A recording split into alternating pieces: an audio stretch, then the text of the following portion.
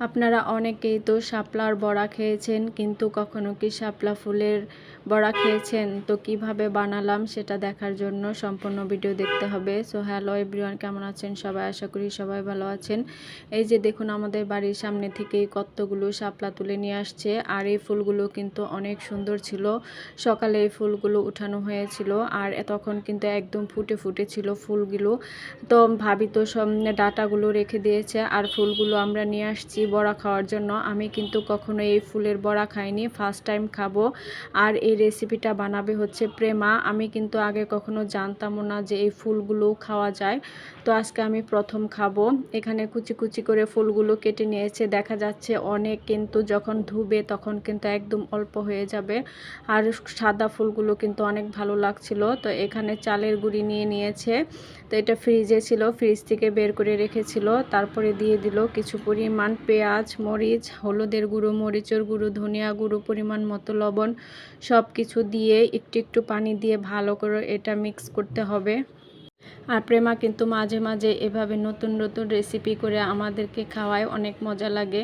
আর এসব ভাজাপুরি আমি তেমন একটা করতে পারি না, কিন্তু ও অনেক ভালো করতে পারে। এই যে এখন সব মশলার সাথে একটু একটু করে শাপলা দিয়ে দেবে, একসাথে কিন্তু সব দিবে না, তাহলে মিক্স করা যাবে না ভালো মতো। ও ব্যাক ক্যামেরায় ভালো মতো এটাকে মিক্স করে নিয়েছে। এই যে এভাবে ডলে ডলে একটু মিক্স করতে হবে, তাহলে এই ফুলগুলো একদম অল্প হয়ে যাবে। এই যে দেখুন কতগুলো ফুল ছিল, আর এখন কত অল্প হয়ে গেছে।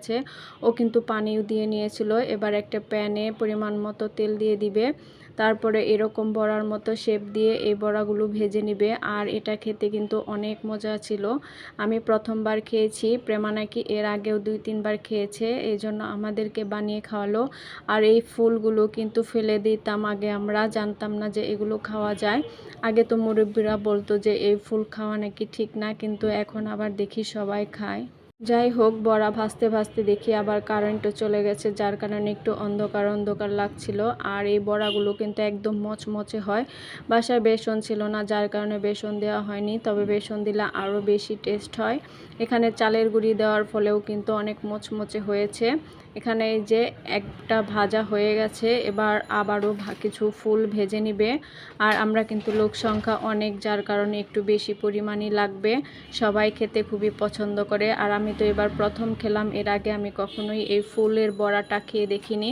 শাপলার বড়া খেয়েছি অনেকবারই, আমার কাছে শাপলার বড়াও অনেক ভালো লাগে।